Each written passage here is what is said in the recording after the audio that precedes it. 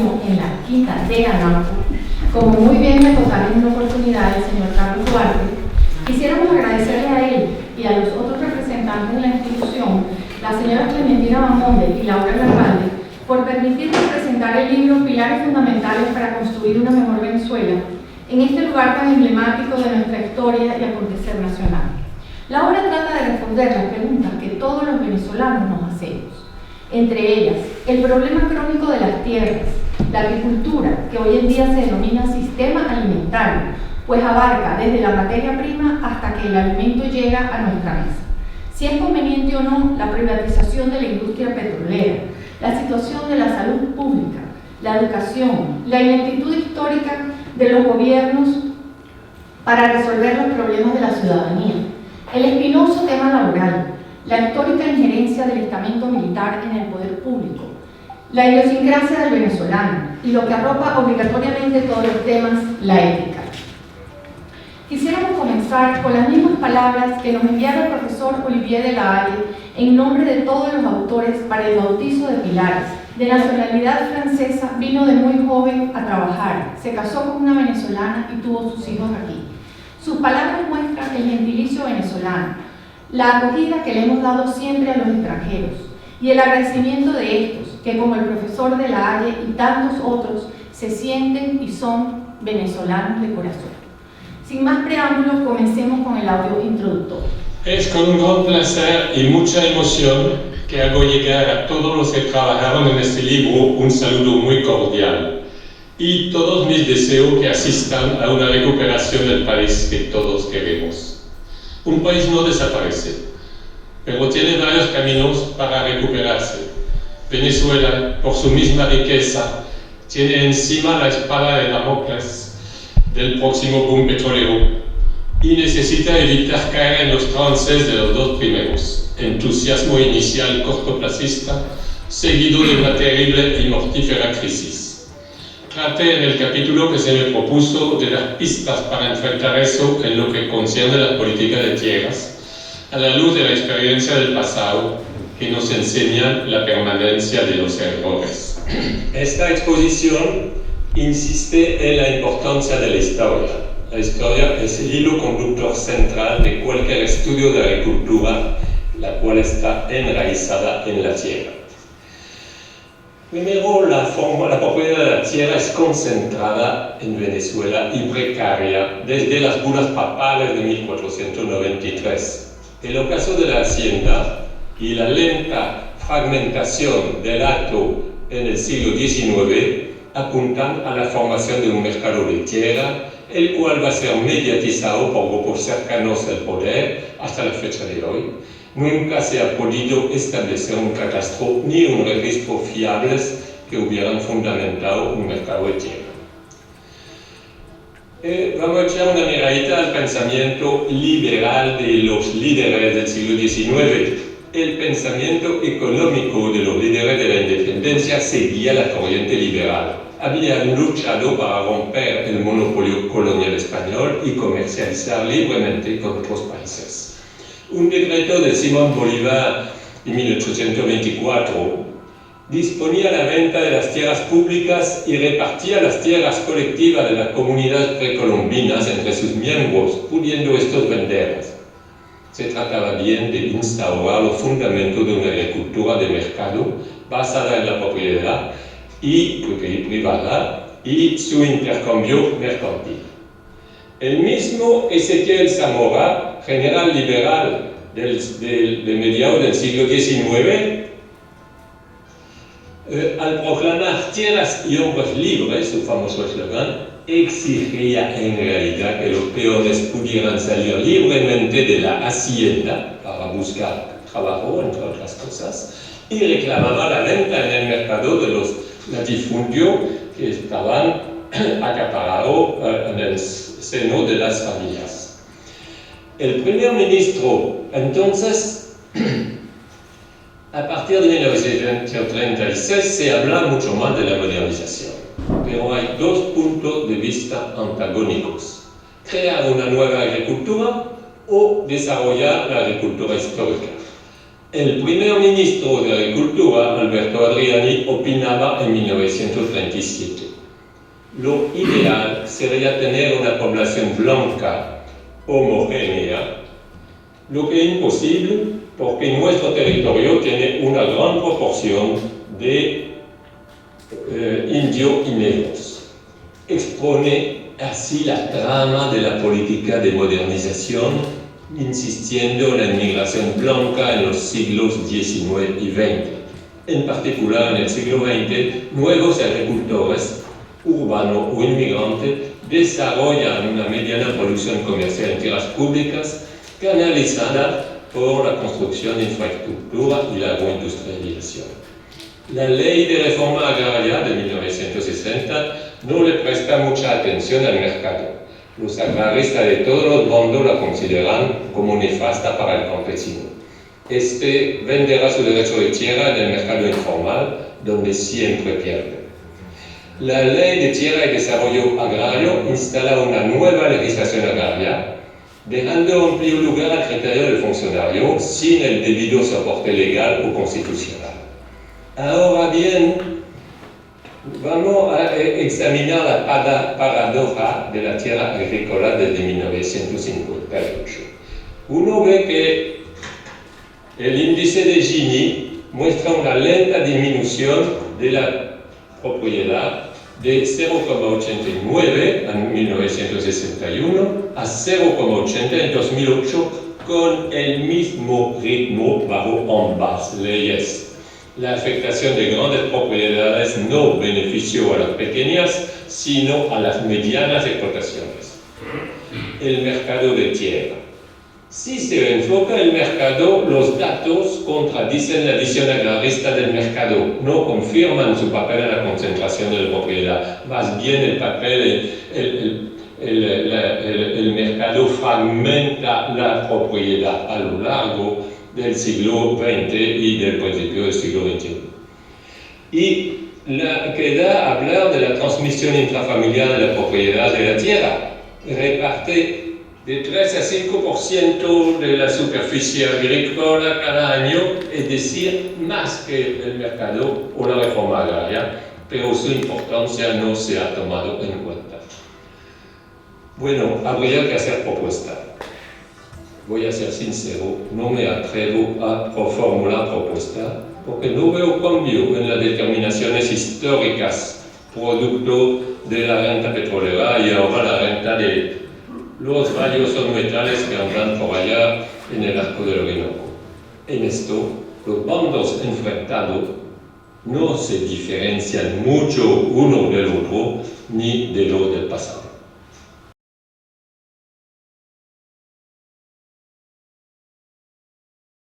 Ahora seguimos con el capítulo 2. Estuvo llevado a cabo por los profesores José Daniel Anido y Ligia García Lobo. El profesor Anido, economista, licenciado en Contaduría Pública, magíster en Economía, mención Políticas Económicas de la Universidad de los Andes, doctor en Economía Agroalimentaria y del Medio Ambiente de la Universidad Politécnica de Valencia, España. Es profesor titular e investigador del Centro de Investigaciones Agroalimentarias Edgar Abreu Olivo de la CIAL-EAO, Facultad de Ciencias Económicas y Sociales de la Universidad de los Andes. Autor y coautor de más de 50 publicaciones sobre distintos temas vinculados con la economía agroalimentaria. La profesora Lobo es economista y magíster en Desarrollo Agrario por la Universidad de los Andes, doctora en Ciencias Humanas por la Universidad del Zulia. Es profesora titular e investigadora del Centro de Investigaciones Agroalimentarias Edgar Abreu Olivo, CIAL-EAO, Facultad de Ciencias Económicas y Sociales de la Universidad de los Andes. Saludos. El capítulo 2 lleva por título Agricultura, Sistema Alimentario y Desarrollo Territorial Rural en Venezuela entre dos milenios. Su autoría corresponde a mi colega Ligia García Lobo y quien les habla José Daniel Anido Río, ambos profesores e investigadores del Centro de Investigaciones Agroalimentarias Edgar Abreu Olivo de la Universidad de los Andes. El objetivo durante el mismo fue examinar, a partir de fuentes secundarias de información y desde una perspectiva histórica y económica, el desempeño del sistema alimentario venezolano desde 1830 hasta el presente, y sobre estas bases proponer unas grandes líneas para convertir a la agricultura y al sistema alimentario venezolano en particular en el pilar fundamental para construir una mejor Venezuela. El capítulo fue estructurado en 7 secciones. La primera es una pequeña introducción a la idea de la agricultura como componente primario y por lo tanto básico del sistema alimentario venezolano, es decir, el eslabón inicial de cualquier cadena agroproductiva y el sistema alimentario que se va a considerar. El capítulo 2 resume las principales políticas económicas y sectoriales agroalimentarias implementadas en Venezuela durante el periodo 1830-2017, separadas en 2 categorías. Por una parte, lo que nosotros llamamos el entorno nacional, es decir, aquellas orientadas a modificar la dinámica económica en conjunto, y por el otro, lo que llamamos el entorno sectorial, es decir, las políticas agroalimentarias propiamente dichas y que afectaban también, por supuesto, a las instituciones vinculadas con el sector, que también fueron separadas por lapsos. El primero, desde 1830 hasta 1958, y a partir de allí separadas por lustros según el gobernante de turno. La tercera sección aborda a la industria de alimentos y su contribución con los objetivos del sistema alimentario venezolano, es decir, el papel de la transformación de las materias primas en alimentos. En las últimas 3 décadas, este sector, la industria alimentaria, ha contribuido aproximadamente con el 12% del PIB no petrolero del país, y de ese total de la producción de la agroindustria, el 45% corresponde a valor generado por parte de la manufactura de alimentos y bebidas. En los años recientes, el número de empresas ha ido de franco deterioro, por supuesto debido a las estatizaciones o bien al cierre causados por quiebras o abandono del país de sus propietarios o empresas matrices. La cuarta sección analiza el comercio exterior agroalimentario y su orden de abastecimiento, y allí se plantea que con excepciones las importaciones agroalimentarias han estado prácticamente atadas al comportamiento de la renta petrolera, es decir, que aumentaron cada vez que mejoraban los precios del petróleo y sus subproductos y viceversa. Junto con el elevado proteccionismo a los actores nacionales, este es justamente uno de los rasgos característicos del sistema alimentario venezolano, es decir, su elevada dependencia de las importaciones y por lo tanto su vulnerabilidad en términos de la seguridad alimentaria. En la quinta sección se estudia el consumo de alimentos en Venezuela, función a través de la cual se concreta el acceso a la ingesta de alimentos. Según la FAO, esa ingesta debe ser suficiente, inocua y estable para alcanzar la seguridad alimentaria y nutricional. ¿Qué ha pasado en Venezuela? En este caso está directamente ligado con el comportamiento de la renta petrolera y derivado de esta relación del comportamiento del poder adquisitivo. ¿Qué quiere decir esto? Que cada vez que aumentó en Venezuela el salario real de los hogares, el consumo alimentario también tendía a aumentar en términos absolutos y viceversa, tal y como ocurre por efecto de la inflación persistente que se viene registrando desde la década de 1980 y por supuesto que se ha agudizado en meses recientes con la hiperinflación, dando por resultado pues la reducción drástica en el consumo. El otro rasgo relevante es que cuando las importaciones agroalimentarias se redujeron, siempre la producción nacional, la producción doméstica, la agricultura dentro del país y sobre todo a partir de la segunda mitad del siglo XX ha actuado para ser un atenuante en esas caídas de consumo. La sexta sección aborda la consideración de la agricultura y el desarrollo territorial en Venezuela desde la perspectiva de los llamados planes de la nación dentro del llamado socialismo del siglo XXI. Un proceso de desarrollo local o desarrollo territorial, si bien no significa lo mismo, no son más que iniciativas que se gestan en un determinado espacio o localidad específica, basadas en el uso de sus recursos o potencialidades territoriales, por supuesto con la participación de los actores locales. Y aunque en Venezuela desde 2001 se han formulado 3 planes de desarrollo, cuyas intencionalidades a priori son positivas para encaminar hacia procesos de desarrollo local o desarrollo territorial, en la práctica no han sido realistas para resolver problemas concretos.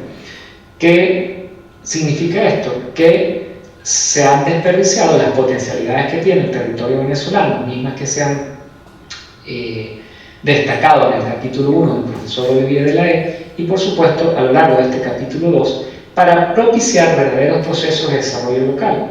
Y esta, por tanto, entonces sería una asignatura pendiente para la Venezuela por venir.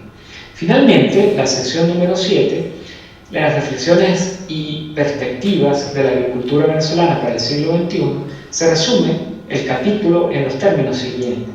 Aunque en el siglo XX se sentaron algunas bases para el desarrollo de modelos de agricultura y de industria moderna que fueran consonas con los niveles de urbanismo y de modernidad que se iba alcanzando en el país en cada una de las etapas vividas, el colapso del modelo de acumulación basado en la renta petrolera, que tuvo lugar a finales de la década de los 70 del siglo pasado, junto con la adopción de políticas económicas y sectoriales agroalimentarias por parte de los distintos gobiernos, y de modo particular a partir de la década de 1980, no se materializaron en traducir la ingente riqueza petrolera recibida por el país en un proceso de desarrollo real. La tendencia al sobreproteccionismo comercial, a mantener tipos de cambio sobrevaluados basados en esa renta petrolera, y la debilidad de las instituciones, entre otras causas, significaron que en la práctica los sectores productivos domésticos, y nos referimos siempre al sector agroalimentario venezolano, no se desarrollaran plenamente en términos de sus capacidades y potencialidades, sino que más bien subsistieran en el tiempo sin tener que preocuparse por ser eficientes o por ajustarse a las exigencias de los mercados nacionales e internacionales. Como resultado, ese sistema alimentario está hoy en crisis, altamente deteriorado, con una elevada dependencia del exterior, y debe desempeñarse en un entorno caracterizado por el gran control estatal y el creciente deterioro institucional, siendo por tanto incapaz de contribuir de manera cabal a lograr la seguridad alimentaria y nutricional. Como se agotó el modelo rentista, entonces se necesitan cambios profundos, institucionales y arreglos en el Estado, entre el Estado y los ciudadanos, para que se creen espacios que fomenten la iniciativa privada, tal y como ocurre en la mayoría de los países del planeta, en tanto que el Estado se ocupe de regular las fallas del mercado y de asegurar, por supuesto, la equidad y la cohesión social. El país cuenta con actividades y cadenas de producción agroalimentaria que todavía conservan algunas ventajas competitivas y que se suman a los recursos naturales y materiales, recursos humanos con los que todavía cuenta el país, podrían reorientarse para alcanzar la modernización, la eficiencia adecuada y la autonomía del sistema alimentario venezolano y a través de ello alcanzar un verdadero desarrollo territorial. Gracias. Continuamos con el capítulo 3 sobre economía del profesor Asdrúbal Baptista.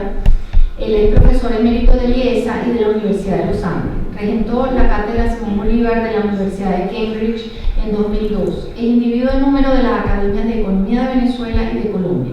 Diversas universidades le han conferido grados académicos honorarios. En su obra escrita merecen destacarse Teoría económica del capitalismo rentístico, El relevo del capitalismo rentístico, Bases cuantitativas de la economía venezolana en 4 ediciones, así como los 2 volúmenes de su itinerario de la economía política. El título de su obra es Los hombres, su individualidad y sus tiempos, Venezuela en la mirada. Yo me voy a permitir leer una frase porque es el único audio que no pudimos conseguir y no me atrevo sino en lo posible de leer unos párrafos para que nos demos una idea de su trabajo. La Venezuela de comienzos del siglo XX era, en términos puramente materiales, una de las economías más pobres de América Latina. Mas ello, en un abrir y cerrar de ojos, hubo de cambiar de la forma más radical posible. Tal realidad se va a hacer manifiesta de una manera nítida en muchos respectos, pero déjenme tomar una sola expresión, que para un científico social posee excepcional importancia. Hablo de la urbanización. Era Venezuela un país rural en extremo, según un censo poblacional que se hizo en 1920. Apenas 1 de cada 10 venezolanos vivía en ciudades mayores en tamaño de a los 2.500 habitantes.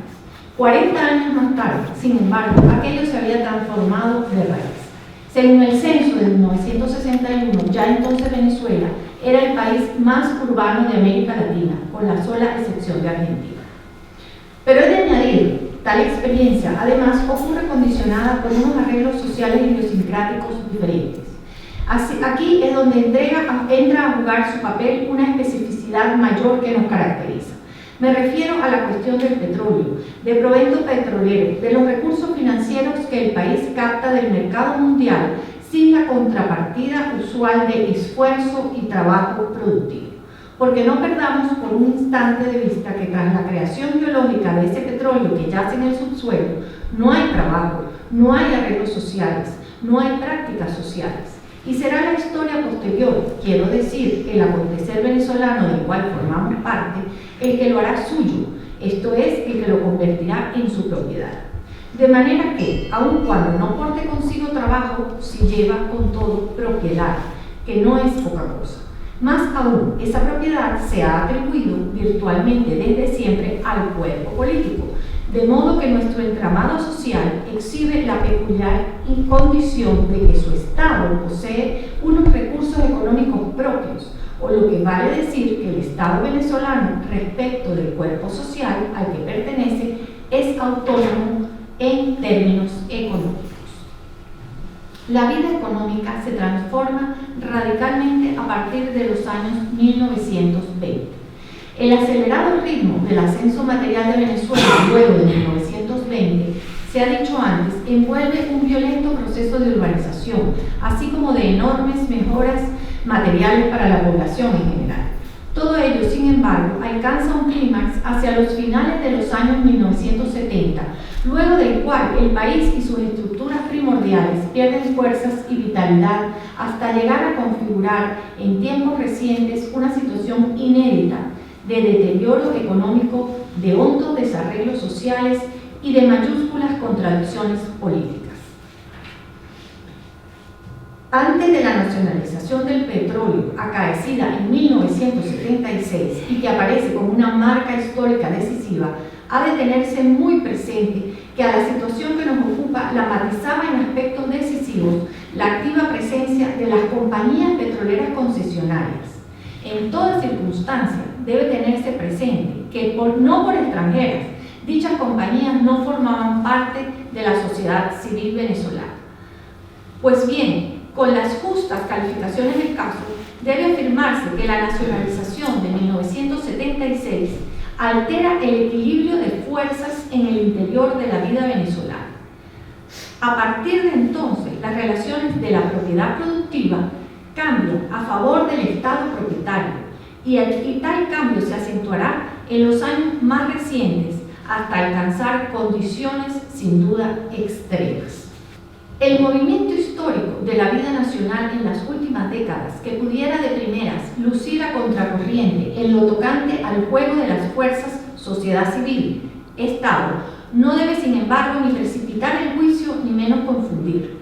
Aquí es decisivo tener muy presente que los tiempos nacionales pudieran bien llevar consigo una velocidad muy propia, haciéndolos entonces aparecer como diferentes o sui generis. Mas lo cierto es que la dirección permanece inalterada, sin que la premura o el retraso modifiquen ni alteren en lo primordial el sentido del movimiento. La apertura hacia la mundialización de los intereses individuales materiales, que el petróleo despertó muy tempranamente en el curso histórico de lo venezolano, ahora lleva consigo grados adicionales de conciencia colectiva, que terminan por hacer de ella una realidad incontrovertible, o mejor, indetenible. En esto cumple su papel decisivo la situación política misma en general, que muy a pesar de lo que a cuenta de ella se vocea, no hace sino reforzar tendencias que parecieran poseer en sí mismas el carácter de irreversibles. Mas, desde luego, la actitud presente de lo estatal puede bien conseguir aletargar en lo inmediato la marcha histórica, siendo el precio por hacerlo alto y no hay duda doloroso, pero lo cierto es que todo ello no hará a la postre más que profundizar el desarrollo del espíritu individual, abriéndolo a plena conciencia hacia lo interhumano y con ello ensanchar así las posibilidades de la condición humana que habita en estas tierras. Seguimos con el capítulo 4, que corresponde a la salud pública, llevado a cabo por los doctores y profesores Leopoldo Briceño Iragorri y Marino González. Profesor Briceño, médico cirujano y doctor en ciencias médicas por la Universidad Central de Venezuela. Profesor titular jubilado de la misma universidad. Fue presidente de la Asociación Venezolana de Cirugía Pediátrica y de la Asociación Panamericana de Cirugía Pediátrica. Es individuo del número de la Academia Nacional de Medicina, que actualmente es presidente de la Academia de Medicina y de la Sociedad Venezolana de Historia de la Medicina. miembro correspondiente de la Academia de la Medicina del Zulia, miembro honorario de la Academia de Medicina del Estado Táchira y miembro emérito de la Sociedad Venezolana de Pediatría y Puericultura. El profesor González es médico cirujano por la Universidad Central de Venezuela, magíster en Ciencias Políticas por la Universidad Simón Bolívar, PhD en Políticas Públicas por la Graduate School of Public and International Affairs de la Universidad de Pittsburgh en los Estados Unidos, profesor titular de la Universidad Simón Bolívar, miembro correspondiente nacional número 39 de la Academia Nacional de Medicina, investigador de la Unidad de Políticas Públicas de la USB FUNINDE desde 1991. El título de su trabajo es Salud Pública, Evolución Histórica, Estado Actual y Propuestas. Apreciados todos, me dirijo a ustedes, Leopoldo Briceño Villagorri, presidente actual de la Academia Nacional de Medicina, en nombre también del doctor Mario González, que es miembro de la Academia Nacional de Medicina, miembro correspondiente del puesto 39, y es magíster en Ciencia Política de la Universidad Simón Bolívar y PhD en Políticas Públicas. Este capítulo es el capítulo 4 del hermoso libro que tuvo bien invitarme la doctora Diana Sosa para colaborar con él.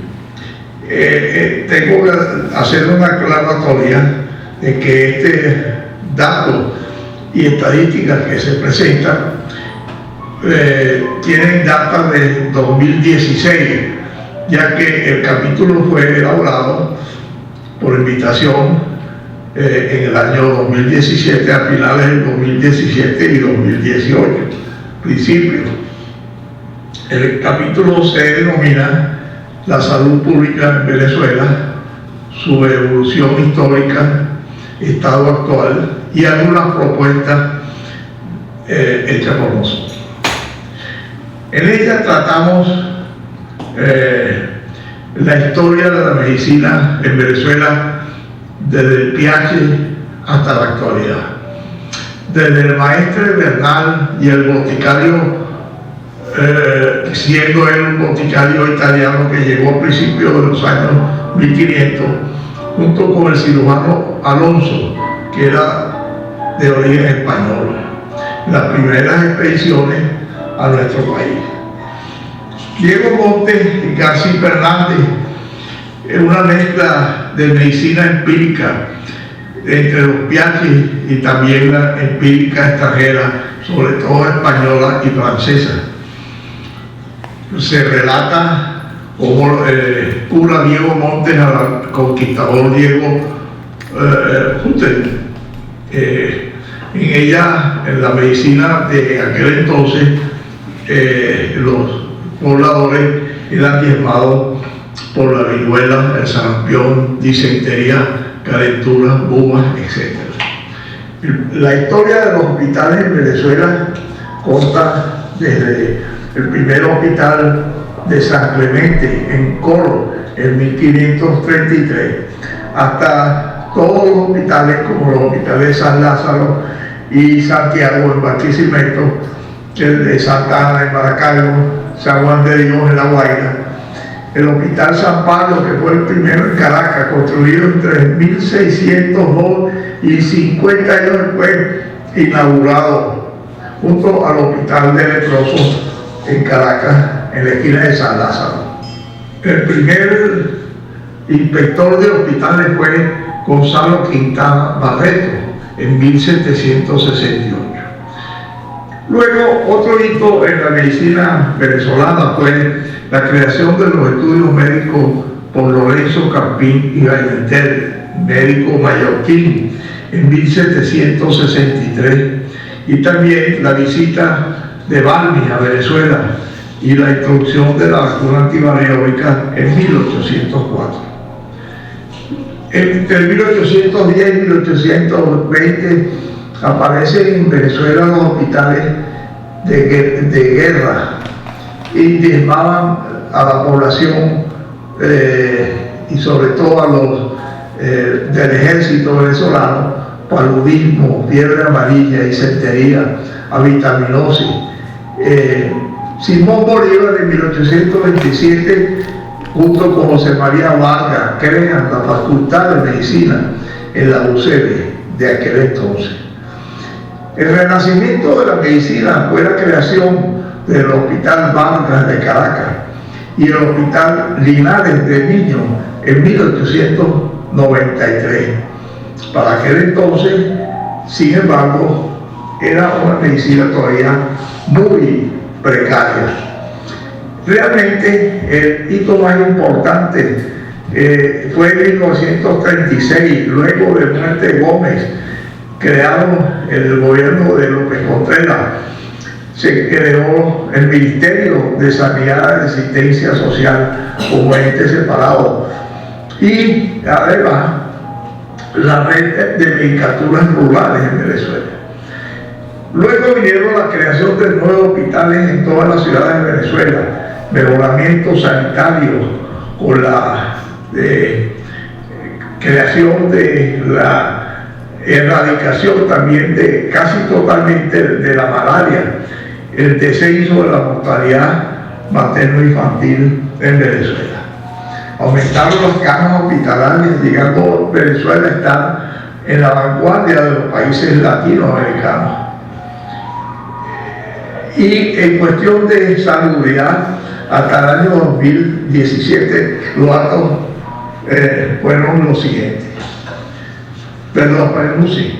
Indican que existe déficit y deterioro de las infraestructuras y servicios básicos de salud, insuficiente capacidad arquitectónica, carencia de recursos físicos, humanos y tecnológicos, gestión institucional no profesionalizada, insuficiencia presupuestaria, carencia de presupuesto programado, desorden administrativo y control de gastos, pérdida de la calidad y dignidad de los actos profesionales, deficiencia en los mecanismos de información y vigilancia epidemiológica hospitalaria, falta de planificación para atender el crecimiento poblacional, falta de construcción de hospitales generales, recentralización de las competencias de dirección, gestión, administración y de recursos humanos.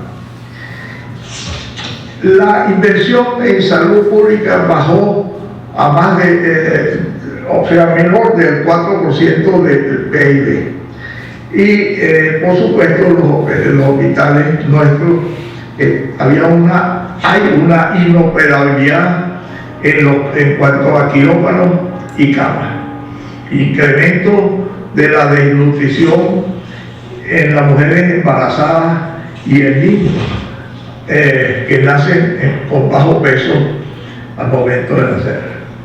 Luego se habla de las enfermedades emergentes y reemergentes. Hay una baja en el control y vigilancia de las enfermedades infecciosas, como el dengue, el paludismo, fiebre amarilla, cólera, parasitosis, influenza, chikungunya, zika, etc. Exponemos más adelante cada una de estas enfermedades y las consecuencias que ha tenido sobre la salud en Venezuela, sobre todo en la mortalidad materno-infantil y sus recomendaciones para evitar su aumento. En la segunda década del siglo XXI, Venezuela, en cuanto al sistema de salud, es de lo más bajo en Latinoamérica. Hay un bajo financiamiento al respecto y una centralización en la atención del sistema de salud. Proponemos mejorar la protección financiera de la familia, aumentar sus recursos para disminuir el gasto de bolsillo para conseguir salud, siendo en Venezuela el más alto gasto de bolsillo en Latinoamérica. Aumentar e implementar los programas que garanticen la inclusión de la población en términos generales y aumentar la mutua cooperación entre los entes gubernamentales y privados para el mejoramiento de la salud en Venezuela. El sistema de salud debe cubrir a toda la población, ser de acceso universal y sin restricciones, ser eficiente a la luz de los progresos en la medicina preventiva, diagnóstica y curativa. Declarar la salud pública como un problema fundamental de Estado. Desarrollar una política de prevención continua, siendo esta la mejor forma de mantener al ser humano sano, constituyendo la educación, la vacuna y el saneamiento ambiental sus pilares fundamentales. Poner énfasis en la atención primaria con la formación de médicos adecuados para ello. Asumir como política de Estado el patrocinio de campañas de divulgación por medios audiovisuales públicos y privados para la prevención de accidentes, alertar sobre el consumo de tabaco, alcohol y drogas, prevenir el SIDA, evitar el sedentarismo y fomentar la salud mental, la educación sexual y la lactancia materna. Evitar el paralelismo en el sistema de salud a todos los niveles educativos. Optimizar las estructuras físicas de los ambulatorios y de la red hospitalaria y proporcionar seguridad al cuerpo asistencial. Exhortar al Ministerio Popular para la Salud a ofrecer la información epidemiológica oportuna, continua y completa a la población y a los profesionales de la salud, mediante el reinicio de la divulgación del boletín epidemiológico semanal. Planificar un conjunto de actividades interseccionales descentralizadas e integradas de información, participación ciudadana y saneamiento ambiental.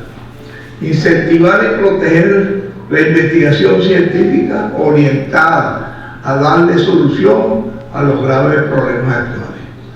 Proteger a la población venezolana proporcionándoles educación, salario adecuado, seguridad, alimentación, así como servicios de agua potable, alcantarillado y eliminación de excretas. La nutrición del niño, especialmente en los estratos 4 y 5 de gravamen de castellano, debe ser cubierta por el Estado con el número de calorías suficientes para el desarrollo físico y mental de los mismos.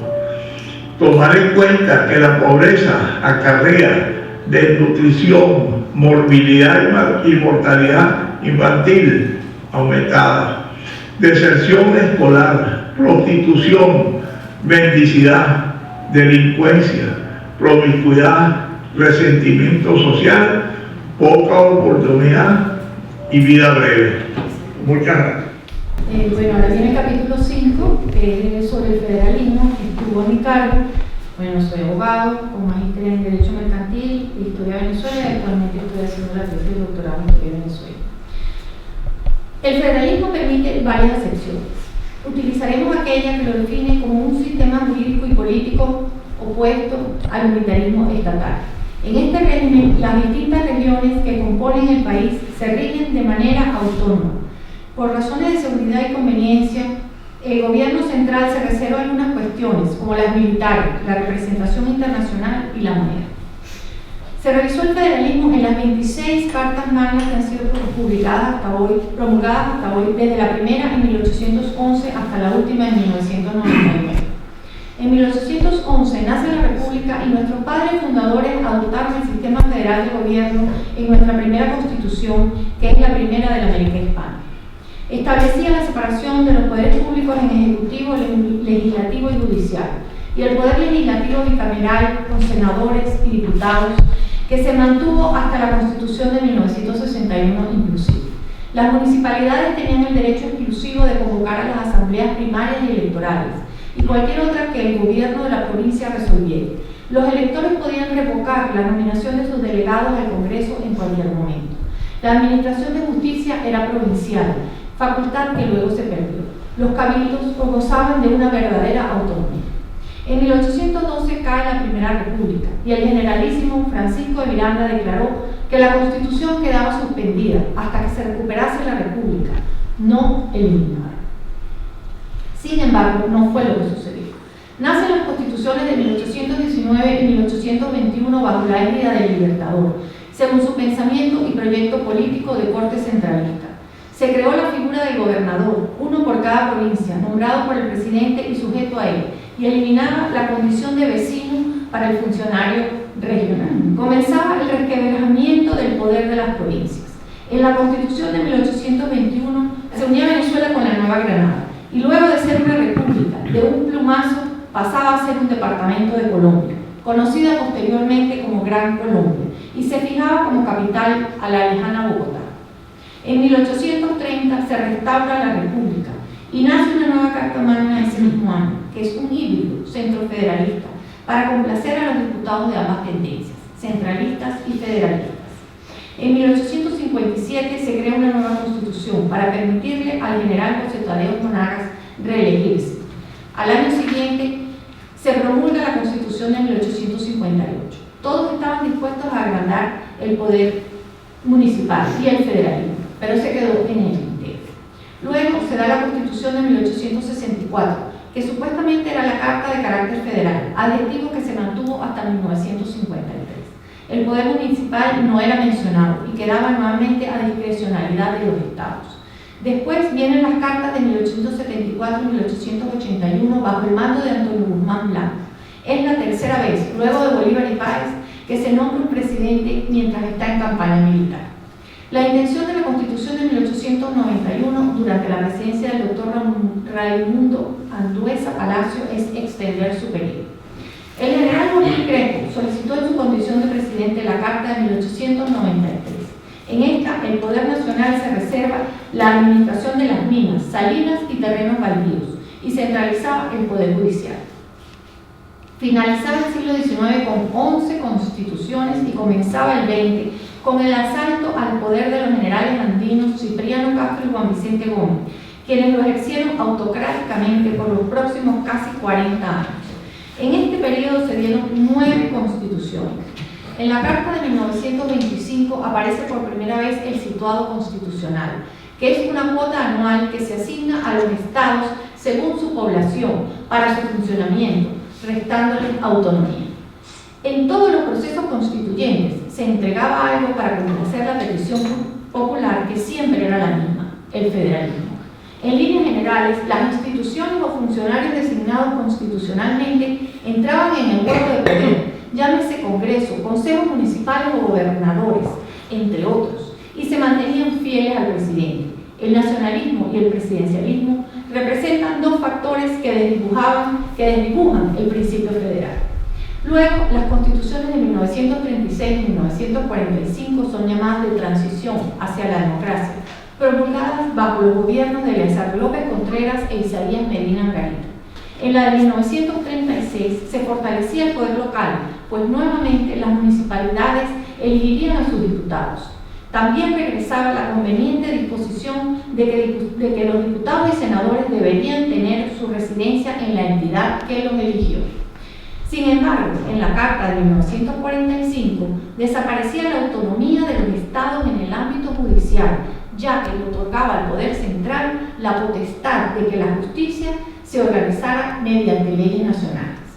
2 años más tarde se promulga la Constitución de 1947. Se le otorgaba rango constitucional al municipio, pero sus facultades estaban muy reducidas en comparación al Poder Central. La Carta de 1953 no dice la palabra federal y elimina el título de Estados Unidos de Venezuela. Cae la dictadura del general Marcos Pérez Jiménez y la Constitución de 1961 se basa en la de 1947. El poder municipal nuevamente quedaba a discreción del poder estatal y le otorga al Poder Nacional competencias muy amplias en relación a las estatales y municipales.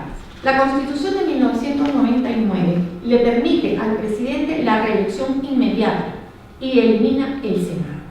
La mayoría de nuestras constituciones definen que el sistema de gobierno es federal. Sin embargo, el federalismo ha ido perdiendo con el tiempo su verdadera esencia, para terminar siendo un término de mero formalismo. Por ello, las cartas están llenas de dobles discursos y disposiciones incongruentes entre ellas. De hecho, es un contrasentido que en una carta que se denomine federal se hable de descentralización. Han predominado el presidencialismo y el personalismo político, con apoyo en la ley y las instituciones que satisfacen las exigencias del hombre fuerte del momento. Al hacerse una nueva constitución, se hacía una asamblea constituyente con adeptos al círculo de poder, y por eso se lograba el propósito particular del momento histórico y político. Esa actitud repetitiva de gran parte de nuestra élite política a lo largo de 200 años de república ha obstaculizado la implantación de un verdadero federalismo. Propuestas: adoptar el sistema federal a cabalidad. Segundo, volver al título original de nuestra primera Carta Magna, Constitución Federal de los Estados de Venezuela. 3. Autonomía de los estados en su organización interna y de administración de riquezas. 4. Autonomía de los municipios en su organización y administración. Evitar la discrecionalidad de los estados en la organización de los municipios. 5. Mantener las convenientes disposiciones en las primeras cartas y la de 1999 de que para optar a cargos municipales y estadales se debe ser vecino con por lo menos 4 años de anterioridad de esa localidad. Vecino quiere decir que viva en esa ciudad. Esto genera confianza en el electorado y auténticos liderazgos regionales. Sexto, la posibilidad de traspaso de funciones de los municipios a las comunidades vecinales organizadas en materia de salud y de educación, entre otras, que propone la Carta de 1999 es conveniente, mientras se realice eficientemente, apegado a la ley y beneficie a todos por igual. Séptimo, eliminar la reelección presidencial de cualquier tipo, inmediata o con periodos de espera, pues la experiencia histórica nacional ha sido negativa en este sentido. Octavo, devolver a los estados la autonomía en la administración de justicia. 9. Regresar a la división clásica del poder público nacional en ejecutivo, legislativo y judicial. 10. Vuelta al sistema bicameral del poder legislativo. 11. La redacción de la Constitución debe ser clara, sin ambajes ni subterfugios. 12. Y por último, tener presente que la finalidad de la Carta Magna es el bien común y no un instrumento para el beneficio personal de unos cuantos en detrimento de la mayoría. Seguimos con el capítulo 6, que es el sector laboral, con el profesor Manuel Díaz Mujica, quien se encuentra residenciado en Europa actualmente. Es abogado, especialista en Derecho del Trabajo, jefe de la Cátedra de Derecho del Trabajo 1 en la Universidad Católica Andrés Bello, profesor de posgrado en la especialización en Derecho del Trabajo de la Universidad Católica Andrés Bello, conferencista y autor de numerosos artículos relativos a la materia laboral. El título de su ensayo es Percepciones de la realidad laboral venezolana. Hola, muy buenos días, un saludo a todos. En nuestro ensayo sobre el sector laboral identificamos algunos problemas que enfrenta Venezuela en esta materia. Así, entre otros, mencionamos que tenemos un marco legal poco flexible, que no responde adecuadamente a un entorno cambiante. Tenemos normas que están allí, que existen, pero que no se cumplen. Tenemos un Estado ineficiente que por lo general actúa solo, que no procura el consenso de los patronos y los trabajadores. Incluso esa óptica o cariz con el que tradicionalmente abordamos la relación de trabajo en Venezuela, es decir, como si fuera una relación antagónica y no de cooperación o sinergia, hace mucho daño. Sin embargo, como solo tengo 6 minutos, quisiera dedicar el tiempo a comentar las acciones más importantes que estamos proponiendo. En primer lugar, es imperioso estimular de manera importante el empleo. Necesitamos crear muchas, pero muchas nuevas fuentes de trabajo formal, trabajo estable, trabajo bien remunerado. Pero todos sabemos que para lograr ese objetivo hace falta el concurso de un sector privado fuerte, que esté comprometido con el país, que esté respaldado por el Estado.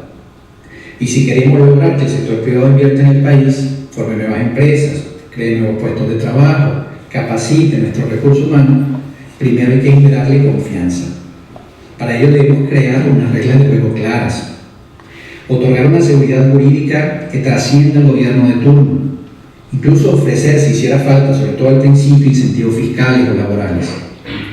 Por otro lado, debemos esforzarnos en fomentar relaciones laborales sanas, de cooperación, de sinergia, en lugar de relaciones antagónicas o de oposición. En este sentido, es importante que el Estado eduque a los ciudadanos, que les inculque con el énfasis necesario valores y principios como la disciplina, la responsabilidad, la buena fe, el esfuerzo, el amor por el trabajo, el respeto, la solidaridad. Y esos mismos valores y principios debemos fomentarlos y replicarlos en las relaciones de trabajo. El mensaje tiene que ser que patronos y trabajadores tienen que dar su mayor esfuerzo y cooperar de buena fe para la obtención de beneficios mutuos, porque al final del día uno no existe sin el otro. En lo que respecta al marco legal, debemos dotar a las leyes de la flexibilidad que ellas necesitan para permitir que las relaciones de trabajo se adapten a los cambios del mercado, a los vaivenes de la economía, a las variaciones en la oferta y la demanda, en pocas palabras, a la realidad que se vive. Y eso sí, hacerlo sin traumas, con reglas claras que todo el mundo entienda, simples, expeditas. Tenemos que entender que vivimos en un mundo globalizado en el que hay que ser competitivo, ser eficiente, flexible, para enfrentar con éxito los retos que nos depara este entorno que es tan cambiante. Hay temas como la progresiva automatización del trabajo, el incremento del trabajo a distancia, la conservación del medio ambiente, que con razón cada vez es más importante, incluso hasta las modas, los gustos, las exigencias que imponen las nuevas generaciones de consumidores, que por cierto son diferentes a las de las generaciones anteriores. Todos estos son factores que imponen ajustes a las empresas y que evidentemente terminan afectando a los patrones y a los trabajadores. Entonces, si vivimos con la constante del cambio en todos los aspectos de nuestra existencia, en el ámbito laboral es lógico que tengamos un marco legal que nos permita evolucionar, que nos permita ajustarnos, que nos permita lidiar con ese cambio de una manera eficiente. Claro está, sin que ello signifique que los trabajadores van a perder sus derechos.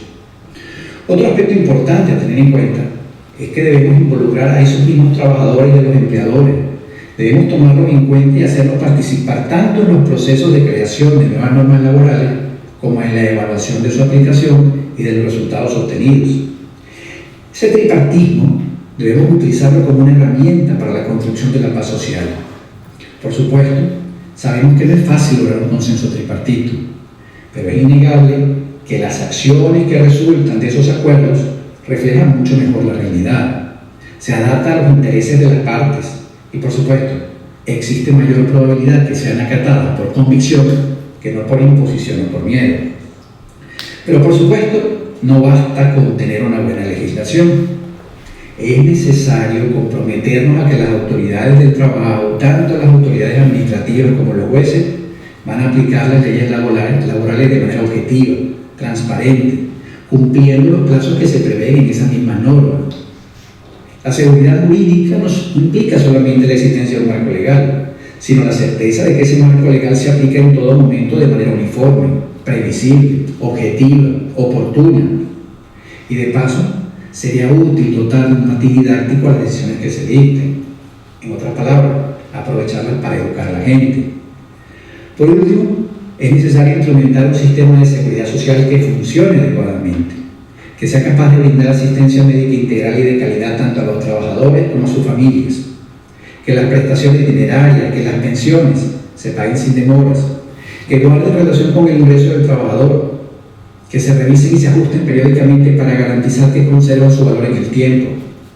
Por supuesto, entendemos que instrumentar medidas como las que estamos proponiendo, en caso de que la sociedad venezolana las debata y coincida que son útiles o necesarias, exige tiempo, exige mucho esfuerzo, pero pensamos que con un compromiso social en ese sentido, con una hoja de ruta clara, con la voluntad de todos de seguirla, independientemente de los gobiernos de turno, como antes mencioné, estaríamos sin duda ayudando a construir una mejor Venezuela, que es el objetivo de todos. Muchas gracias. Seguimos con el capítulo 7 sobre la educación, con nuestra querida profesora Lisbeth González, que se encuentra con nosotros, sociólogo por la Universidad Católica Andrés Bello, doctora en Sociología, mención cum laude por la Universidad de Deusto, Bilbao, España, diplomado en Narrativas Contemporáneas por la Fundación ICREA del UCAP, profesor investigador del Instituto de Investigaciones Económicas y Sociales, ha sido directora de la Escuela de Ciencias Sociales en la Universidad Católica Andrés Bello y coordinadora en la especialidad de Sociología. El título de su trabajo es Educación y desigualdad en la sociedad venezolana. Bueno, buenos días a todos. Yo escogí para hablar de la educación en Venezuela y la desigualdad como eje, porque si bien en los discursos políticos siempre ha estado presente, al menos desde el pensamiento liberal del siglo XIX, que la educación es una tarea principal del Estado y que nuestra modernización y nuestro desarrollo está basado en un desarrollo del sistema educativo, pues en la práctica eso nunca ha sido implementado con el mismo entusiasmo con lo cual se habla de ello, ¿no? Entonces, bueno, en el capítulo yo hago una historia, no me remonto tan atrás como en otros capítulos, sino que empiezo con el año 1870. ¿Por qué? Porque en ese año, cuando Antonio Guzmán Blanco promulga el decreto de instrucción pública, gratuita y obligatoria, y digamos que es a partir de ese momento cuando el sistema educativo venezolano empieza a coger la forma en que lo conocemos actualmente. En 1881 se crea además el Ministerio de Instrucción Pública, es decir, es un ministerio que existe antes que existe el Ministerio de Sanidad y Desarrollo Social, como acabamos de ver, y allí, aunque se empieza a tener una conciencia y una elaboración de la importancia del sistema educativo, eso no empieza a traducirse en una política pública concreta de construcción de escuelas y de masificación de las oportunidades educativas en el país. Por dos razones. Por una parte, el Estado venezolano no tiene dinero para construir escuelas por todo el país, tampoco tiene los recursos humanos, o sea, aun cuando construyeron las escuelas no tiene personal capacitado para llenar de maestros esas escuelas. Pero al mismo tiempo, en ese país rural, basado en la agricultura, muy de economía de subsistencia, porque ya nos han descrito los autores en los capítulos previos, tampoco a la gente le veía mucho sentido mandar a los niños a la escuela. ¿Para qué? ¿No? Y entonces hay relatos más bien de que la gente se negaba y había leyes no sé cuánto, pero la gente no quería inscribir a sus muchachos en la escuela pública. Ese panorama va a cambiar a comienzos del siglo XX, cuando empieza a darse el proceso de urbanización.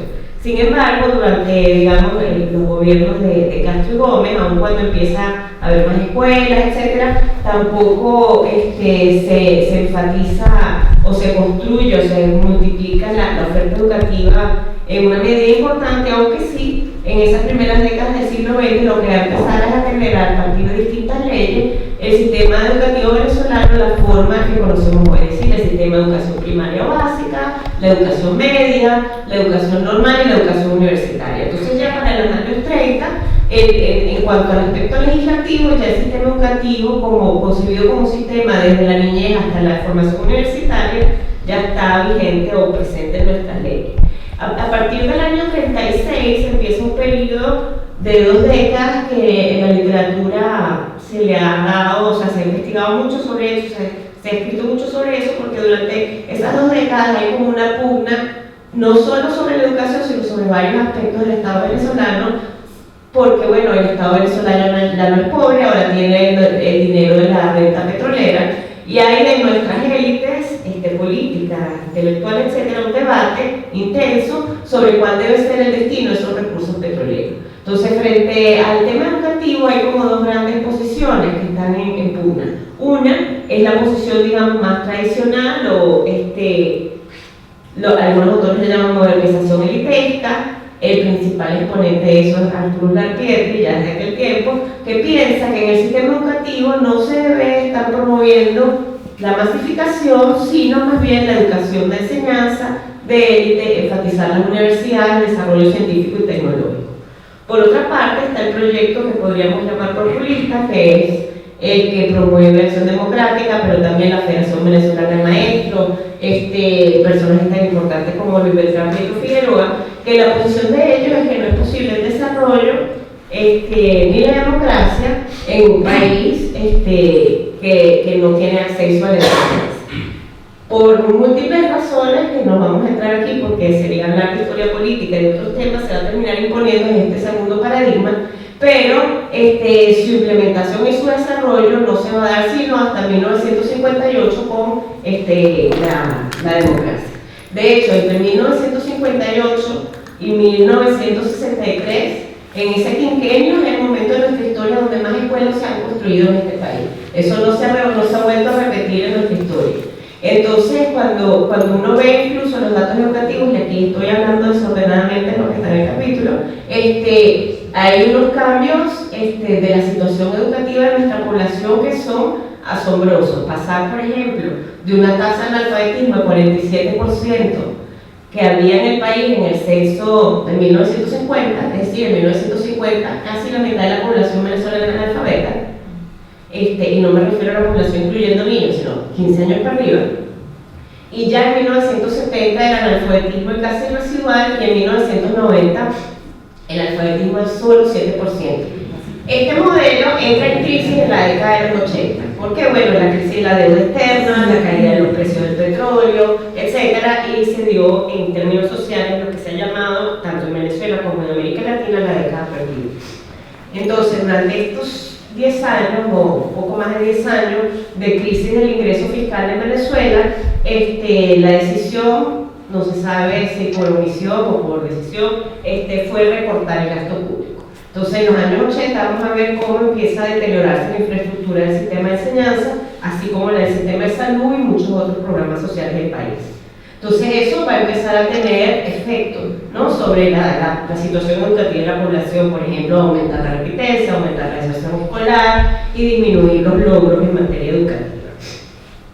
Hay un nuevo periodo que podríamos preguntarnos, es un nuevo periodo a partir de 1999, porque en el gobierno de Hugo Chávez, sobre todo en los primeros años, va a haber un nuevo énfasis importante en la masificación de la educación, otra vez.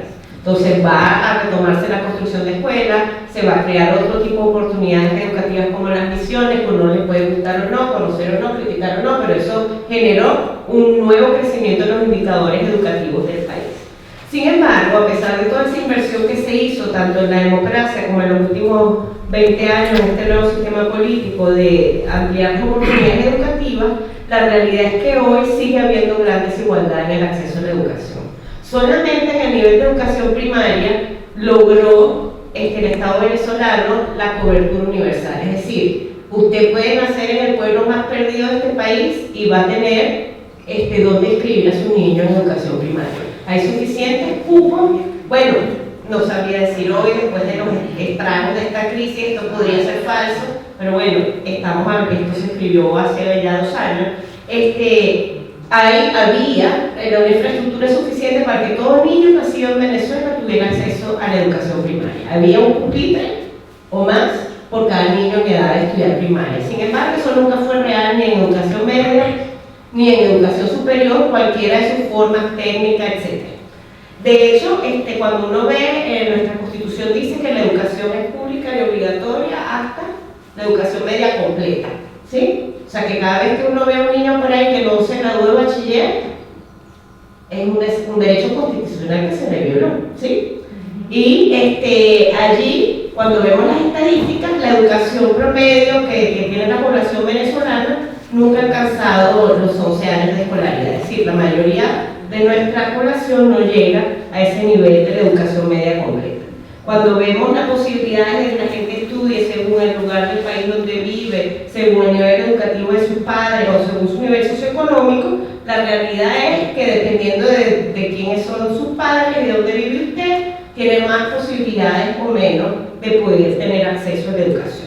Entonces, ¿cómo puede cambiarse eso? Bueno, primero, ¿por qué es importante cambiar eso? Porque, bueno, ciertamente, si un país con una población que tenga una educación que les permite insertarse en una economía además global y además con nuevas tecnologías y además competitiva, y además con los riesgos de que el autoritarismo que se nos vino encima se mantenga o que vuelva en el futuro si hay una transición a la democracia, pues la educación es una herramienta fundamental. Y la educación no solo de la gente bien, la educación de todos, especialmente la de los más pobres y los más vulnerables.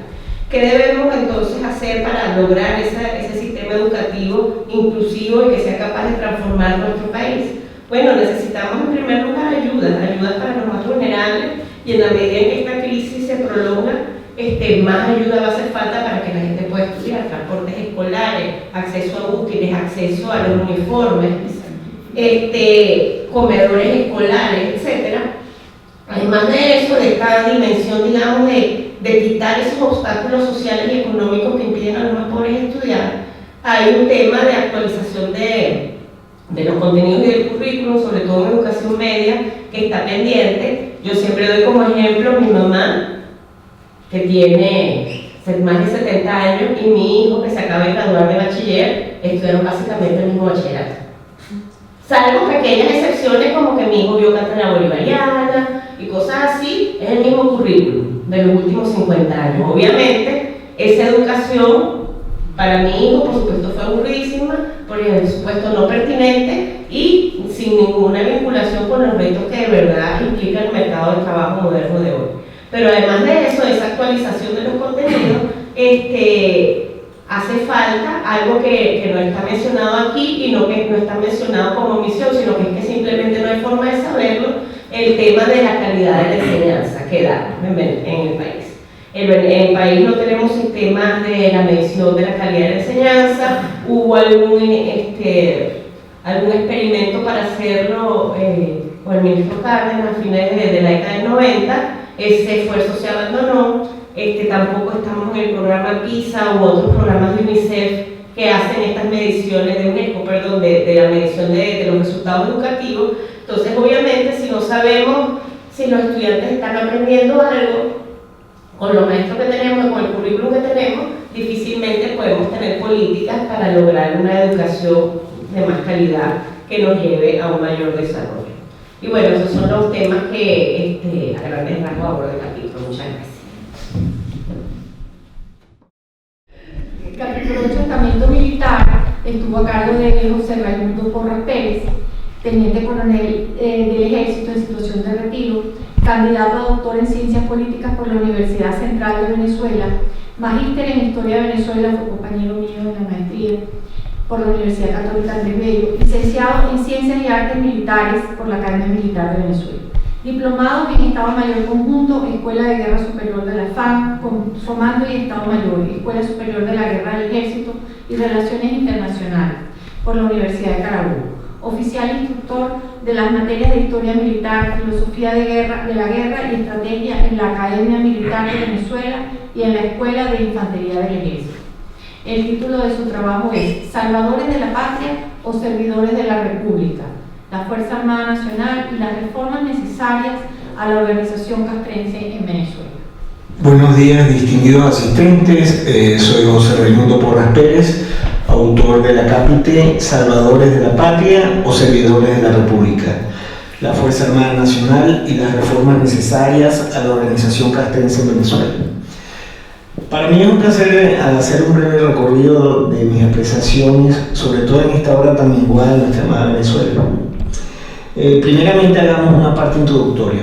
La debida obediencia de los militares ha sido sujeto de constantes discusiones, pero ¿cómo asegurar la defensa nacional con un adecuado control civil democrático de los militares? Bueno, este es un planteamiento que no escapa a nuestra realidad y subyace de manera permanente en los claustros universitarios.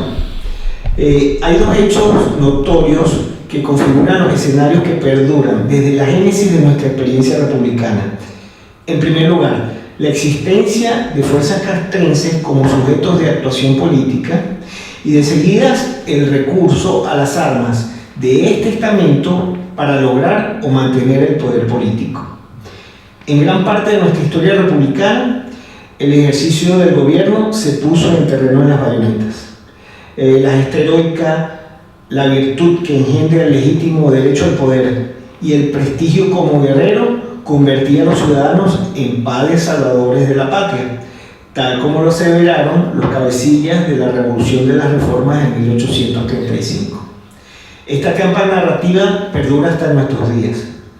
El 4 de febrero de 1992, el Movimiento Bolivariano Revolucionario 200 expuso la decisión de salvar a nuestra patria de las garras de la tiranía. Ello conllevó la ejecución de un fallido golpe de Estado contra el entonces presidente Carlos Andrés Pérez. La llegada al poder de Hugo Chávez es el culmen de lo militar sobre lo político en nuestra contemporaneidad.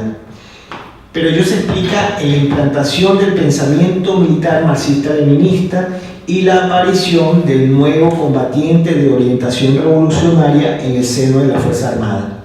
Estos nuevos conceptos asumidos por la Revolución Bolivariana tienen sus raíces en el fortalecimiento del binomio Fuerza Armada-Pueblo, que se enmarcan en la noción de defensa integral, que apuntan a una nueva doctrina que refleja los rasgos estructurales de la defensa diseñada para disuadir o derrotar a un agresor numéricamente y tecnológicamente muy superior, y por lo tanto la hace hija sui generis de la misma partera de la historia que engendra las teorías militares sobre la guerra popular prolongada de Mao Zedong en China y la guerra de todo el pueblo en Cuba.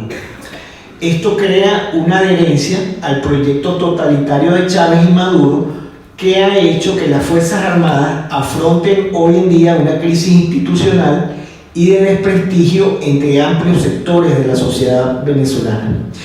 Tenemos que sumar a ello la sistemática violación de derechos humanos por la que han sido cuestionados sus mandos tanto a nivel nacional como internacional. Yo planteo en mi trabajo algunas consideraciones sobre posibles reformas a la Fuerza Armada Nacional. Primeramente, se debería incluir en el debate político el tema de la violación de los derechos humanos y los delitos de corrupción cometidos por militares en el ejercicio de la administración pública, esgrimiendo tres argumentos esenciales: un efecto educador moral, la disuasión basada en el castigo a las transgresiones a los derechos humanos y la búsqueda de la reconciliación nacional. Por otra parte, es necesario reponer la norma constitucional del principio de obediencia y no deliberancia. Para entender el significado de la deliberación, es necesario que nos remontemos a la norma constitucional de 1811, la cual establece que el poder militar, en todos casos, se conservará en una exacta subordinación a la autoridad civil y será dirigido por ella. Por otra parte, es fundamental el papel del Parlamento en la legislación sobre materias de seguridad y defensa, en la formulación de la estrategia nacional, en las decisiones relativas a la seguridad y defensa, en la aprobación presupuestaria y el control del gasto militar, el control del poder legislativo sobre los ascensos de oficiales en los grados de coroneles y capitanes de navío. Otro punto que es muy importante es que la mayoría de las democracias regionales en el siglo XXI han tenido presencia de políticos civiles en la cúpula del sector de defensa. Yo propongo que la dirección de un civil al frente del Ministerio de la Defensa constituye una vía para establecer una ponderación racional entre los diferentes componentes que integran la Fuerza Armada. Y otro aspecto de cardinal importancia es la presencia de un cuerpo militar profesional que reconozca el principio de control civil, incluido el principio de neutralidad política de la Fuerza Armada. Estos cambios que para mí han de llevarse a cabo en materia de educación militar y deben tener como epicentro los institutos de formación y capacitación de oficiales. Resalto además que los contenidos de los programas académicos deben recibir modificaciones acordes a la búsqueda de consolidación de la transición democrática. Y un último requerimiento que establezco en mi trabajo está centrado en el papel de la opinión pública y la percepción de la sociedad civil. Normalmente se atribuyó a las Fuerzas Armadas la capacidad de solucionar los problemas más graves de la sociedad venezolana, constituyendo al estamento castrense como árbitro supremo y principal poder eficaz de la República, atribución que también fue un rasgo de la autopercepción del mundo castrense, asumiéndose los militares como hegemonía que rebasaba la norma constitucional. Es por ello que la soberanía popular ha sido reiteradamente vulnerada bajo la narrativa de salvar la patria. Esta percepción debe ser reemplazada en la fundación de tradiciones y valores democráticos capaces de resolver los conflictos sociales de una manera eficaz y eficiente, como parte de la cultura política y no sobre el papel de los militares como árbitros supremos de los destinos de la nación. Muchas gracias. Luego viene el capítulo 9, que es en la psicología del venezolano, llevada a cabo por el profesor Axel Caprile, licenciado en psicología y doctor en ciencias económicas. Se diplomó en psicología analítica en el C.G. Jung Institute de Zurich y ejerció como analista en Zurich y Caracas. Fue profesor en las escuelas de psicología y de letras de la Universidad Católica Andrés Bello, presidente de la Sociedad Venezolana de Analistas Jungianos, director de la Fundación C.G. Jung de Venezuela y editor de la Revista Venezolana de Psicología de los Argentinos. Es miembro de la Asociación Internacional de Psicología Analítica, coautor del Diccionario de la Corrupción en Venezuela y autor de El complejo del dinero, la picardía del venezolano o el triunfo de Tío Conejo y las fantasías de Juan Vilma. El título de su trabajo es El escurridizo fantasma de la identidad. Comprender el presente que vivimos, entender qué nos sucedió, cómo se desconstruyó Venezuela, porque un país con tantos recursos naturales gestó una sociedad que logró su propia destrucción, es una de las incógnitas que más nos inquieta a los venezolanos. ¿Cómo volver a construir el país? ¿Cómo lograr detener la regresión y reanudar la marcha progresiva? Es un interrogante más difícil de responder aún, y es el que buscan profundizar los autores del libro coordinado por la profesora Diana Sosa, Pilares Fundamentales para construir una mejor Venezuela. En el capítulo que me tocó escribir sobre el campo psicológico, el escurridizo fantasma de la identidad, yo me adentro en el problema de la identidad colectiva y la formación histórica del pueblo venezolano. Haciendo un recorrido por la fragua psicocultural de nosotros, llego a la conclusión de que el desarrollo está en la mente y que una identidad positiva en términos de acuerdos y consensos para alcanzar metas de bienestar común no es posible sin cambios sustanciales en la cultura subjetiva. Hoy sabemos que el desarrollo de las naciones no está en los recursos naturales, no está en la riqueza material ni en el capital financiero, ni siquiera está en la formación y la educación formal o en el capital social. Está en un entramado mucho más complicado que, incluyendo instituciones, sentido de ciudadanía y valores, se disuelve en un área mucho más difusa que es el de las sensibilidades y complejos culturales, en todo ese campo que hemos llamado el estudio de las mentalidades. La manera de vernos, la imagen que tenemos de nosotros mismos, es el eje del carácter social, y el carácter social está vinculado a las instituciones, al desarrollo social y económico. Un pilar fundamental para reconstruir Venezuela es entonces la implementación de un programa de desarrollo humano sostenible de largo aliento. Solo un nuevo gobierno que se aplique a la reconstrucción del alma del venezolano podrá apuntar a la recuperación del bienestar colectivo.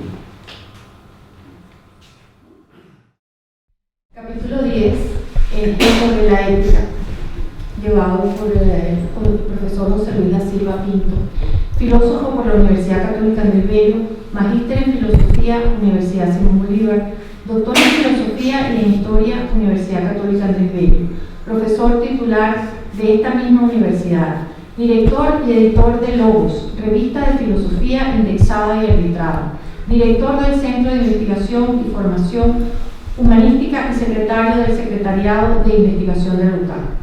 PI nivel C. Posee más de 50 publicaciones en revistas nacionales e internacionales. Podría ser interesante ver lo que reflejamos como conducta y seguimos dichas conductas de parte de personeros políticos, académicos, entes sociales de gran valor o al que le damos mucho valor, por lo que en esta oportunidad lo que buscamos es mantener una distancia entre la ética y la política, sobre todo en un ambiente polarizado, en un ambiente en el que apostar por una conducta pudiera de alguna manera manifestar la desaprobación por otras. Más bien, lo que nos interesa al deslindar la ética de la política, cosa que no es siempre así, lo hacemos con ánimo de no polarizar en lo que estamos realizando. Igualmente, aquí otra cosa interesante, no se trata, como por mucho tiempo sucedió, de rivalizar con la religión. Hay, sí, nexos importantes entre un modo de abordar la ética y un modo institucional de seguir los patrones religiosos. En ese punto hay trabajos importantes que se pueden revisar y de alguna manera hay un fomento de la ética dentro de los esquemas religiosos de Venezuela. Me interesaba más bien la ética desde el puesto secular, desde el hombre de la calle. ¿Qué puede tener como básico? Más allá de que en el discutir o discurrir diario podamos decir con tranquilidad que esto o aquello es ético, aquello o lo de más allá deja de serlo. Tampoco queremos, como proyecto del trabajo que nos propusimos, establecer unas preferencias éticas o unas recomendaciones. Eso más bien obedecería un trabajo de ética ciudadana afín a la Constitución. Una vez más, eso es un tanto lo que hacen las universidades cuando llevan a cabo sus éticas profesionales o éticas cívicas, o de alguna manera los programas valorativos en los bachilleratos. En este sentido, ¿qué es lo que podríamos tener como básico? O nos planteamos en el trabajo, ¿qué podría ser lo básico? Lo básico para una formación ética. ¿A qué debe apuntar el sujeto si quiere sentarse y reflexionar no solamente si su conducta es o no ética, sino cómo saber entrar en el sendero de lo ético? Pues observamos unas disposiciones o unas capacidades y que dichas capacidades deberían ser comunes o inherentes al humano, es decir, tampoco quisimos ver en la ética unas metas inalcanzables, inhumanas, un deber ser que se nos escapa. No se trata sin más de ser el mejor sin contar con las herramientas para ello. De ahí que pensamos, si estamos hablando de ética y prácticamente sus límites o su viabilidad en un mundo como el nuestro, el venezolano, en el que las puertas se cierran, se hacen más difíciles, tan difíciles que echar gasolina, comprar el alimento básico, conseguir un trabajo digno, tener asistencia mínima, resulta toda una faena titánica y heroica. Pero no obstante, y a pesar de tantas dificultades, podríamos decir que ser ético significa, por lo pronto y en primera instancia, tener capacidad crítica individual, es decir, hacerse preguntas básicas. ¿Quién soy y por qué hago lo que hago y con qué propósito lo hago? Es decir, conectar mi condición individual con mi acción. Pero al mismo tiempo de observar una capacidad crítica individual, saber o preguntarse o detenerse a preguntar si hay autonomía de pensamiento y acción. ¿Soy capaz en algunas actividades de contar con autonomía y acción? No se trata de ser rebelde sin causa ante las circunstancias que nos rodean. Es respetando las leyes, siguiendo las normas, ajustándome a las costumbres de mi población, de mi ciudad, de mi comunidad. Si soy autónomo, si soy capaz de establecer un vínculo razonable con lo que está frente a mí y de esta manera tener unos referentes importantes sobre lo que sería ser autónomo o una disposición autónoma de gran valor. Al mismo tiempo que tener un pensamiento de acción, ser capaz de reflexionar sobre lo que significa la libertad individual, ser libres, cómo y de qué manera puedo establecer un patrón de conductas respetuosas, pero también dedicar un tiempo, un espacio y decir, bueno, aquí soy libre, ¿por qué soy libre? ¿Qué significa hacerlo? porque esto me va a llevar al camino importante de la ética de la responsabilidad individual. Otro elemento importante y que a veces sentimos en falta en nuestro país es el necesario reconocimiento a la diferencia, al otro en tanto sujeto social, sujeto cultural y sujeto político. Y eso tiene que ver con un comportamiento ético. Y esto nos debe llevar a lo que sería una prudencia reflexiva. Al tiempo, observar que en lo ético hay una condición básica de lo que sería la visibilidad pública de los actos individuales. Es decir, aquello que soy capaz de hacer tiene una presencia pública, se puede mostrar, se puede replicar, se puede ejemplificar, y obviamente que esto nos va a llevar, nos obliga a llevar a pensar en nuestras condiciones éticas, en el momento en que podemos compartir nuestras acciones, en esa misma medida somos capaces o podríamos ser capaces de reconocer que es viable nuestra acción, y ahí hay un componente ético importante. El otro elemento es estar claro de la disposición o la claridad de ser oportunos y al mismo tiempo reconocer el valor que tiene el otro como sujeto.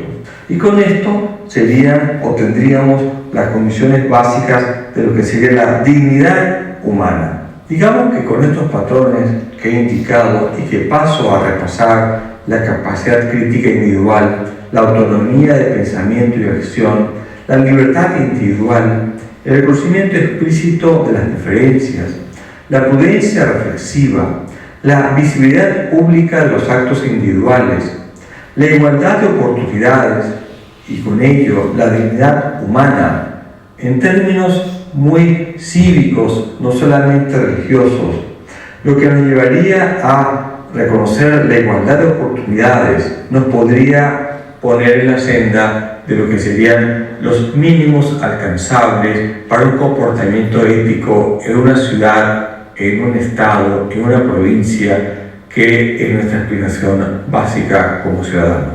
Y bajo este criterio fue que empezamos a observar ciertos ejemplos históricos que obviamente os dejaría como lectura en disposición de que puedan tener el libro. Muchas gracias por la atención. Agradecemos en nombre de todos los autores, de la Universidad Católica Andrés Bello, del profesor Marcelino Bisbal, de la Fundación Konrad Adenauer, y de la Quinta de Anapo su presencia. Y evocando las palabras del profesor de armas, uno de tantos de nuestros héroes nacionales anónimos actuales, nos despedimos con un sí, pero aquí estamos. Muchas gracias.